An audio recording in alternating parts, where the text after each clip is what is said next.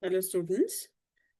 Today we will discuss the second essay of Francis Bacon, uh, which is of death. Another very uh, common topic related to everybody. All right. So we find him exploring death in a very philosophical way. Why should human beings fear death? Everybody fears death. All right. And he wants us to understand the nature of death. What actually it is?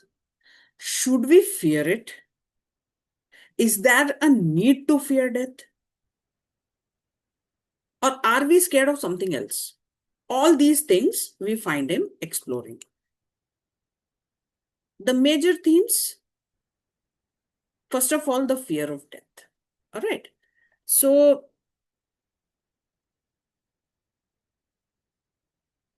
what he says is that the fear of death is more often a product of societal construct and imagination than the actual experience. He suggests that death is a natural part of life. Everything that is born will die someday. Plants also, animals.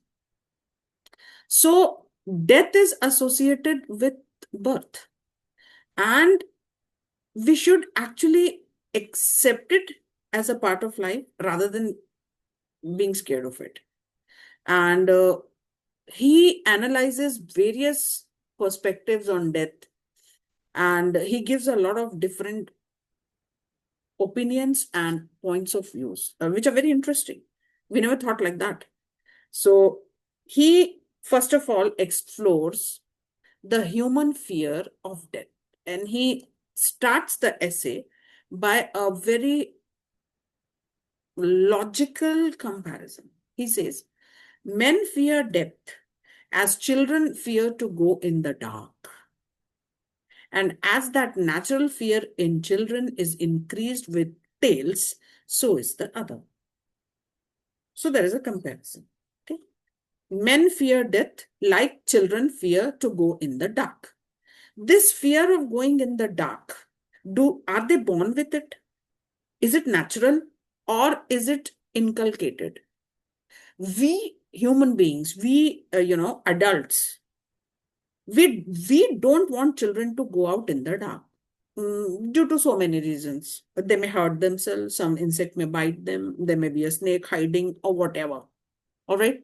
So we tell them stories of ghosts and evil spirits waiting outside in the dark. The moment the child will step outside, it will grab the child. So this is induced fear. The child is not born with that fear. We tell them scary stories, and the child is scared of death. Same way. Sorry, the child is scared of dark. Same way. The stories related with death are so scary. The way they are told, you know, that a person dies and he feels so much pain, and the whole process related with it, that after death, the last rites, and the people in Europe, the color of mourning is black. So people wearing black clothes, and they are crying and fainting by seeing the dead body, or fainting with grief or whatever. So all this is more scary than death. He says that I have seen so many people, die in a very peaceful manner, without any pain. And death is a part of nature.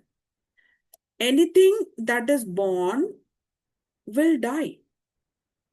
All right. So there is actually no need of being scared. And a religion says that death opens the passage to eternal life. You die, you have done good deeds, so you will go to heaven and live happily. So religion also says that after the death, you're going to live a life. Why then we are scared of death?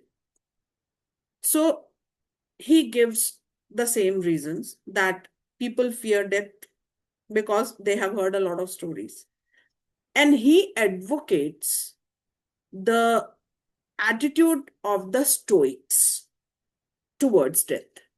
Now, Stoics, who are the Stoics? Again, another philosophy is introduced. Stoics are calm people. Okay. Stoicism is actually a school of philosophy that flourished in ancient Greece and Rome. Stoics believed that the universe operated according to reason by a god, definitely. And they believed in logic. They believed in a natural idea, a natural organization of things. Logic is very important for Stoics to find out something, give reasons. All right. So, what they believe is that strong feelings, fear is a very strong feeling, okay? Strong feelings, passions, they always come in the way of right judgment, isn't it? That's why we say that you should not promise when you're very happy, or you should not make a commitment when you're sad. All right. These are so well-known things. So, a strong emotion, a very strong emotion or a passion is a very disturbing and misleading force. And it makes you to reason in an incorrect way. You cannot reason properly if you are under the influence of some very strong emotion. Like, for example, you are very angry. So your reasoning won't work. You are extremely sad. You won't be able to reason. All right. So this is what the Stoics said, that don't come under the influence of feelings. We should have balance of feelings in us. The emotional impulses we need to control. We should not let them control us. We need to control the emotions. And excessive emotions will harm us. All right. So we should have the correct proportion of emotions. And while making a decision or while finding something, emotions should not come in the way. This is what the Stoics believed. And they felt that life and death are two parts of the same coin. So we should have that attitude. Now, the logic. Okay. Can we control death? Answer is no. Do I fear it? From the Stoic point of view. Religion tells you that do good, you will go to heaven. So if you believe in religion, you know, then it's good to die, isn't it? Do good and you'll be in a better place. So he says that we can conquer that fear, and death is inevitable and natural. It will happen. You may fear as much as you want, but you cannot stop death. So why not accept it? Why not actually find? And nobody can tell, how painful death is without dying. And no dead person has ever come to tell you that he suffered like this, like that. Okay, the moment when the soul goes out of the body, whether it is painful or not, nobody knows. So we should not fear death. And there have been people who have not feared death at all. And he gives references from Roman history. All right. A lot of references from Roman history we have. He gives reference of Seneca. He gives a reference of so many people. But before that, he says that every emotion of the human heart is capable of conquering the fear of death. How? So he says, I'm reading the lines of his essays. He says, it is worthy the observing that there is no passion feeling in the mind of man so weak, but it mates and masters the fear of death. Even the weakest emotion can master the fear of death. And therefore, death is no such terrible enemy, he says. When a man has so many emotions to conquer death, why should he fear? He's saying revenge triumphs over death. Now, when somebody wants to take revenge, okay, he's going to kill somebody. But the chances are that he may get killed himself. Read Hamlet. You must have read Hamlet. He goes to kill his uncle and he does it, but he's also killed. And he knew it. But the revenge, the feeling was more important to him than his own life. Revenge triumphs over death. Revenge is not scared of death. Love slights it. In front of love, death is nothing. So many lovers separated from each other, they prefer to die rather than live without the beloved. They commit suicide. Honor, aspire to it. The soldiers fighting for their country, the people for whom honor is more important, they don't fear death. They are ready to die for the honor, for their personal honor, or for the honor of the country. Grief flieth to it, he says. A person who is very sad is not scared of death. The person kills himself. All right. So grief, fear also. So many children, committing suicide after the NEET result, after the JEE result, or even after the 12th result. The fear of failure. They feel that if they have not got good marks, or if they have failed the exam, they have failed in life. That fear makes them to kill themselves. They take their own lives. So they are not scared of death.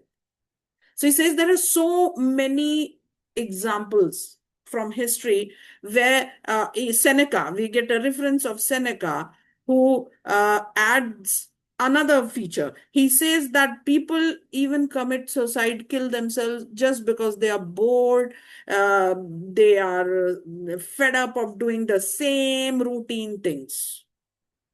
All right. They are so bored with life. They don't find any spark in their life and they kill themselves.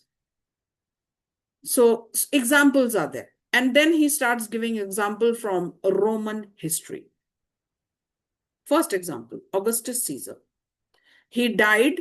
When he died, he was talking to his wife. And his last words were to his wife, Livia, don't forget the life we have spent together. Don't forget, never forget the beautiful time we have spent together. So that was what he said. He was not scared. He was just, he was ready to die. Tiberius also died like that. Vespasian was actually joking. Vespasian was also a Roman emperor. The Romans and the Greeks, even the Egyptians, they believed that if their king or queen died, after death, they became gods. Okay, so Vespasian was joking when he was dying. He says that I think I'm going to become a god now. All right. So such people, he's giving more examples. He's giving the example of Galba. He's giving the example of Septimus, that these people, they never feared death. And it shows that death is not to be afraid of. So he gives example after example after example, to just say that so many people were not scared to die. And Christianity, what does it say about death? it says that do good, don't commit wrong, and definitely you will go to heaven. And heaven is a beautiful place. All right. So, mythology and history, he takes example from. Then, what he says, let us see. I hope you're understanding what I'm saying. All right. If not, I think my phone number or my email is there. You may contact me. All right. So let us come to the style and the rhetorics again. Aphorism and that same concise style. Very, very brief, very direct, very witty arguments and statements. This is one of the qualities of Bacon's style. You will see that in every essay. He writes very systematically. He says something, then he proves it. And to prove it, he takes example from history, from mythology, from here and there, and in a very logical way, he places them. The subject matter is discussed with great depth, and the subject is always connected to human life. Common subjects are there. He uses a lot of similes, a lot of metaphors, and he gives a lot of similarities also.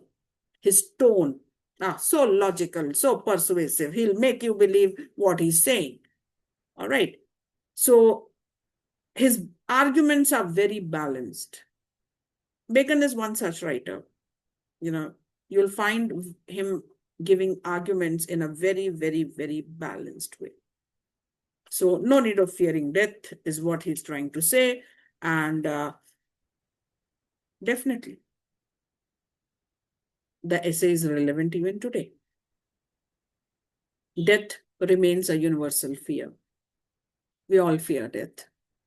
So when you read this essay, please do read it. You'll ponder, you will think that what he's saying is right. His advice encourages us to live meaningfully. He says that be alive, don't think of death. Don't keep on thinking of death. This is what old people do. They're so scared of death. The most of the time, we have lived so many years and few days remaining, don't know how many days remaining. They burden their soul. No need of doing that. Live till your last breath. Be happy that God has given you a life to live. And this essay, it helps to cultivate a very rational, peaceful outlook on death. It teaches us to confront fear with wisdom. Be wise. Don't worry a lot. No need. What we will get from worrying about death? Absolutely nothing. No, definitely we are going to get something. We are going to be more stressed, a lot of tension. So no need of all that. And his reflections are very, very rational. And he encourages us to accept reality rather than to be scared of it. So this is his essay of death. I hope you understand.